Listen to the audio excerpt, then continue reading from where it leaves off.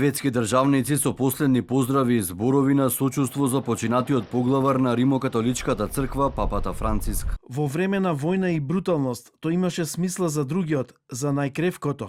Меѓу првите кои објавија на социјалните мрежи за смртта на папата беше и холандскиот премиер Дик Шуф, кој на платформата X напиша дека папата Франциск на секој начин бил човек на народот, согласи германскиот канцелар во очекување Фридрих Мерц. Папата Франциск ќе биде запаметен по неуморната посветеност на најслабите членови на општеството. Тој беше воден од смиреноста и вербата во Божјата милост. Полскиот председател Анџеј Дуда, пак папата Франциск го нарече апостол на милоста.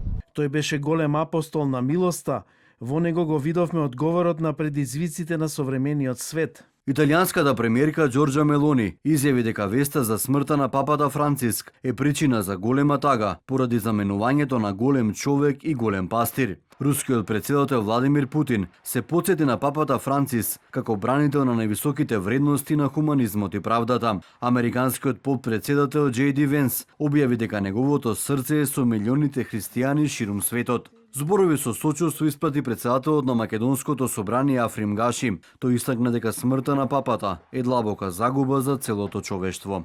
Како духовен лидер на нашето време, тој ги вгради принципите на мирот, социјалната правда и меѓурелигиозниот диалог, станувајќи символ на посветеноста кон заедничкото добро. Од папата Франциск се прости скопскиот бискуп Киро Стојанов. Папата на негов својствен начин го покажуваше постојано милосрдното лице на Отецот, а посебно беше глас на сиромашните. Во овие денови, на жалост, како црква сме повикани на единство и благодарност, се вели во објавата на скопскиот бискуп.